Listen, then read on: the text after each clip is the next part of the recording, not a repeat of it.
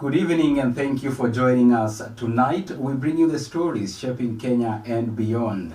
From President Ruto's bold stand on Africa's place at the United Nations to healthcare providers suspending key insurance services, political tensions ahead of the upcoming by-elections, and even sports action as Kenya's rising starlets battle it out in the FIFA Under-20 qualifiers. That is what we have lined up for you, but first things first, let's take a look at the top stories making the headlines tonight.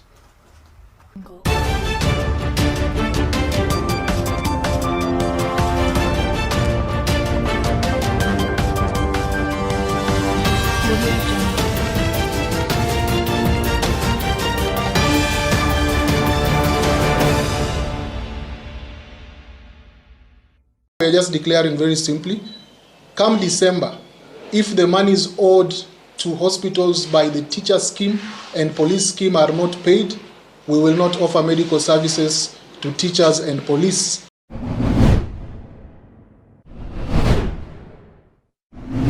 We urge all Kenyans to reject any attempt by Parliament and the Executive to enact backdoor constitutional amendment of the senators, governors, the 290 members of the National Assembly.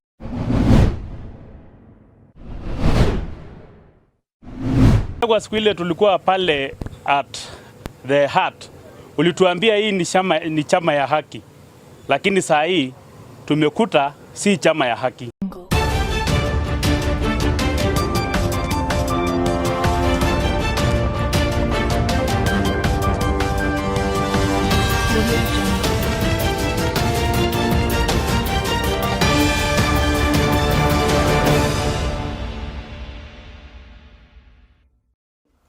The bulletin begins right now. My name is Alphonce, Ouma.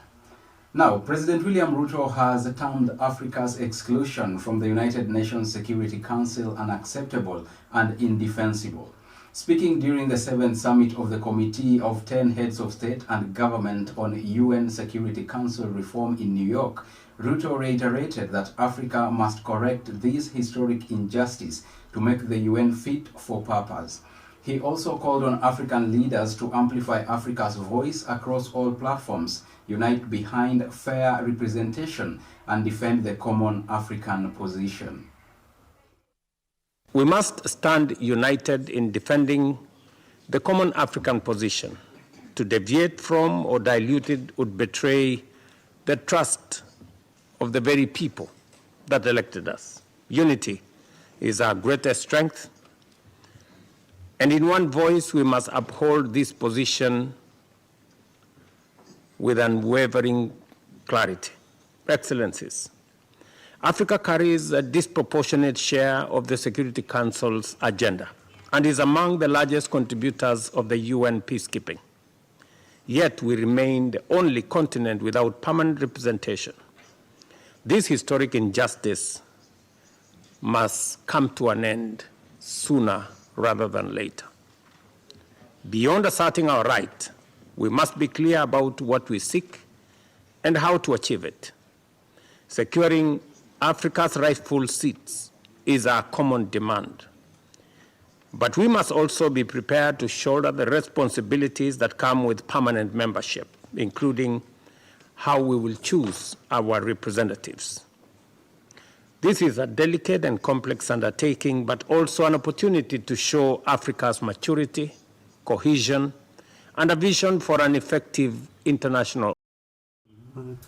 Now, the Association of Private Hospitals, known as RUFA, operating in both urban and rural regions, has declared the suspension of SHA insurance services due to the insurance company's failure to make payments.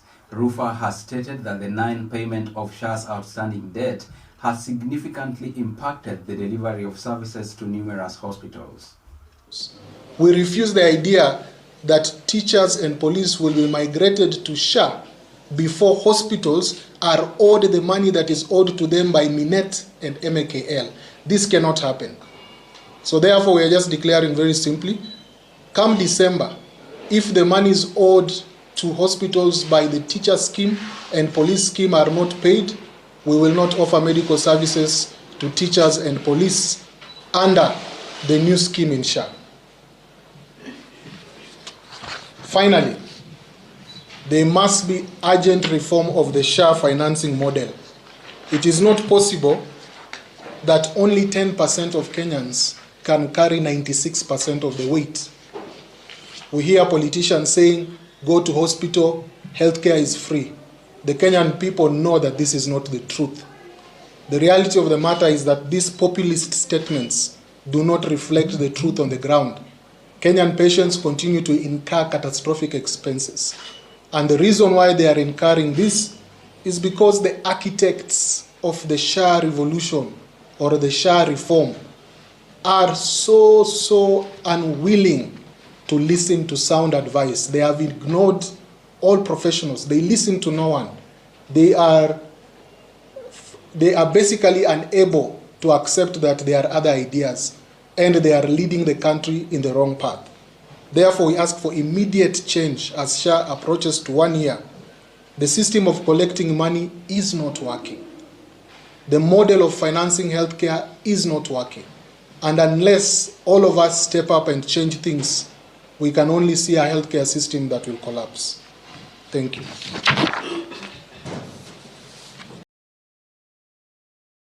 Police are actively opposing the Parliament's initiative to extend the duration of power within the country, asserting that such change necessitates a referendum.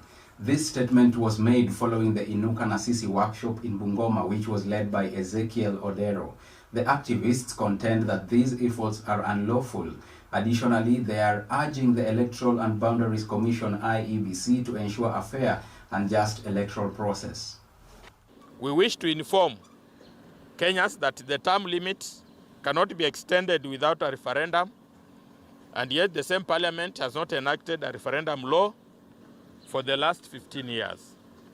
We urge all Kenyans to reject any attempt by parliament and the executive to enact backdoor constitutional amendment of the senators, governors, the 290 members of the National Assembly, 12 nominated members of the National Assembly, the 47 county women members of the National Assembly, and members of the 47 county assemblies. 2, we shall consistently and persistently lobby and advocate for the mass rejection of the Constitution of Kenya Amendment Bill 2024 June 2025 National Assembly bills. The bill seeks to entrench the National Government Constituencies Fund, NGCDF, the National Government Affirmative Action Fund, famously known as NGAF, and the Senate Oversight Fund. Why are we against that? One, any form or alteration of the Constitution, especially on the structure of government and extension of the term, requires a referendum.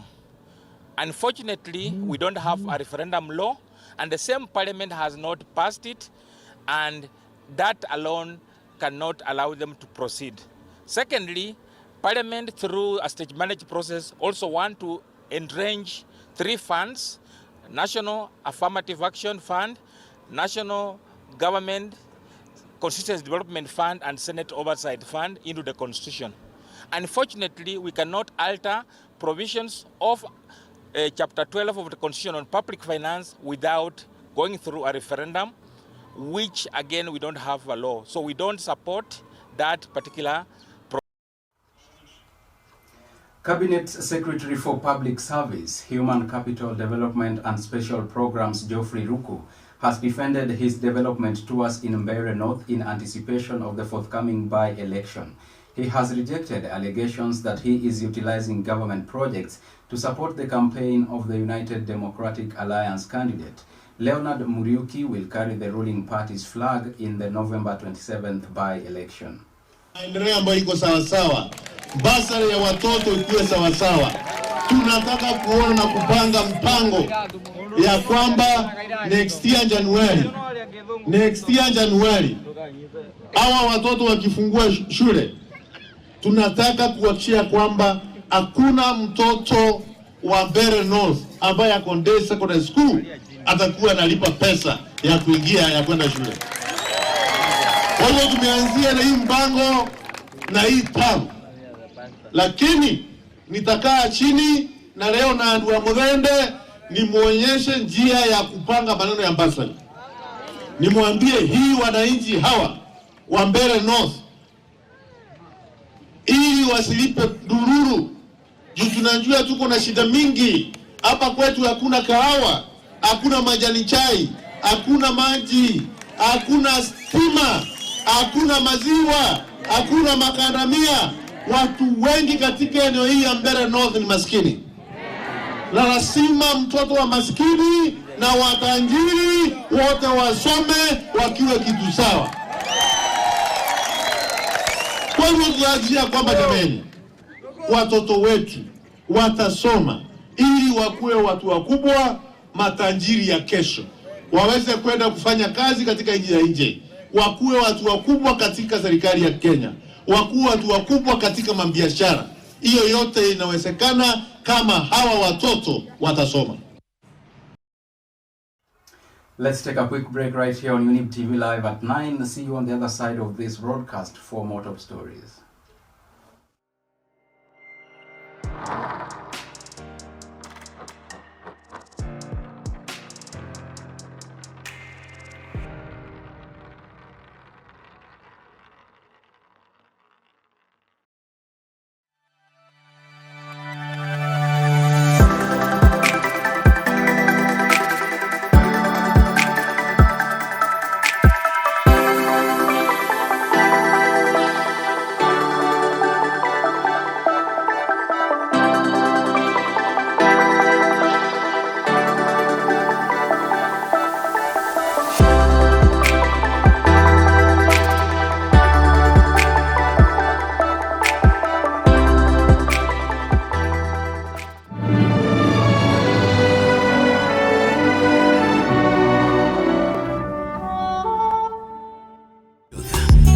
The best. Hallelujah.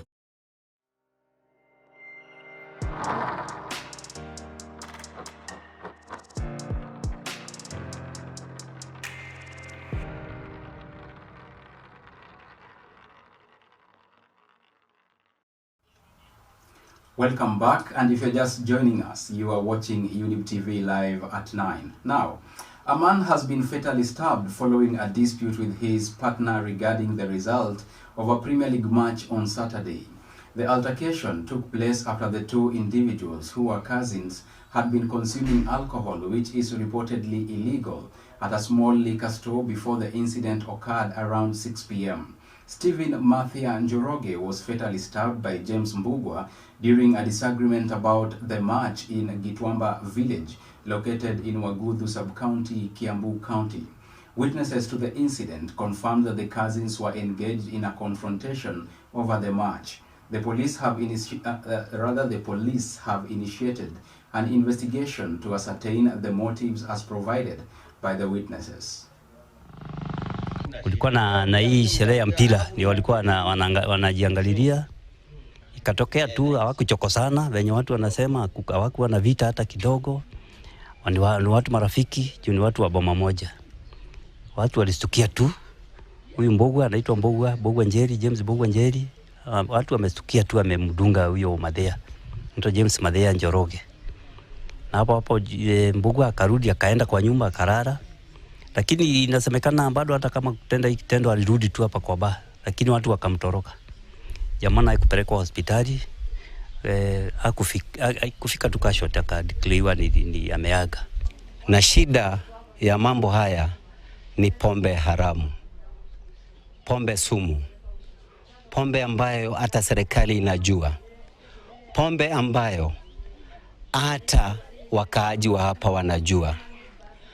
Na tunauliza, manake tuko na askari ambao siku hizi hata kwa kijiji chetu tuko na wao, na hakuna njia mzuri ambayo wanatusaidia na hii pombe haramu. Tuuliza, hii pombe sumu inatoka wapi? Now, members of the DCP party in Narok have opposed the direct nomination of a Narok Town MCA candidate, emphasizing the need for a fair and transparent selection process. They pledge to advocate for justice and equal representation in the lead-up to the by-elections. This comes as the country is gearing up for by-elections scheduled for November 27th.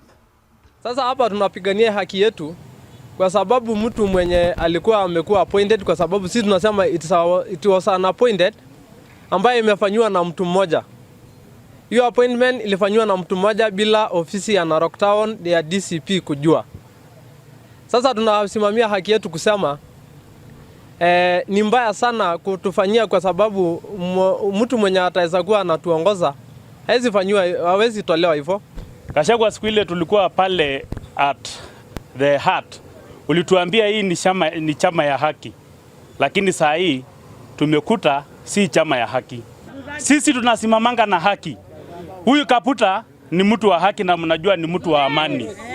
Kaputa ameunganisha jamii zote. Kama Teachers from junior secondary schools, JSS in Kwale County, have called on the government to distinguish the schools from primary schools, allowing them to operate independently. The teachers express concerns that the ongoing expansion of primary school administration has led to a deterioration in the standards of JSS education. They advocate for the appointment of head teachers and deputy head teachers from within their own ranks. We demand the recognition of junior schools as a distinct and separate level of education, fully anchored with the competence-based education CBE framework. Number 2, rejection of comprehensive schools. We firmly reject the imposition of comprehensive schools, which undermine the structure, identity and quality of education in junior schools as enshrined under CBE. Msitumalize. Sisi tuko na tajriba, tuko na experience, tuko na masomo ambayo tukiwezeshwa tunaweza kudeliver 100, 250%. Lakini kwa hali ambayo inaendelea sasa hii tumesema JS autonomy wakwende kabisa. JSS ibaki peke yake, administrative wise ibaki kando. Walimu wa JSS wapatiwe administration tofauti. Tumechoka kudhulumiwa. System ni 2633. System si 293.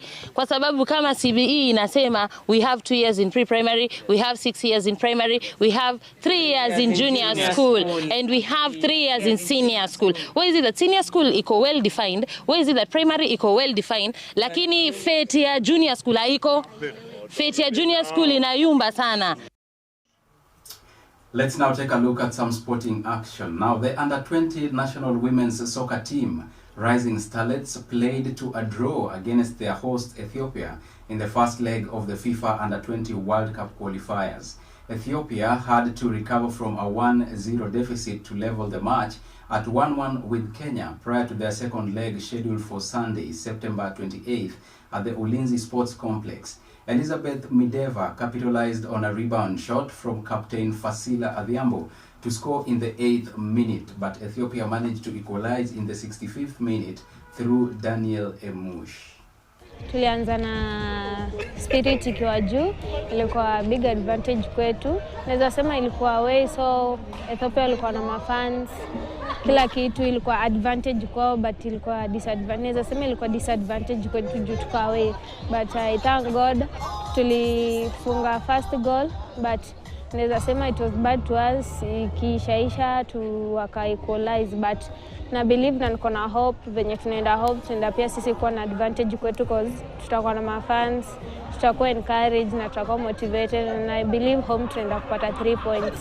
Game ya leo tulianza vizuri despite challenges za mvua, but we started off well. We had our chances mostly in the first half, but second half kidogo tukakuja tukaingiza kwa game, tumeconcede juu ya mistake yetu, but of course the players have given their best. First tunashukuru God juu tuko na away goal, which is a plus for us, but again home lazima tu work on specifically our defense line. Tumeona kulikuwa na a lot of penetration passes, and again pia our forwards in terms of join up, in terms of cross ball. So we have still a lot of things that we've analyzed from this game that we'll probably work on next week. And that's where we wrap up tonight's bulletin, from matters of global diplomacy to local politics, health, education, and sports. We continue to keep you informed of the issues that touch our lives every day. Thank you so much for watching, and do stay with us for more updates right here on Younib TV. My name is Alphonce, Ouma, and from all of us here at Younib TV, we wish you a good night.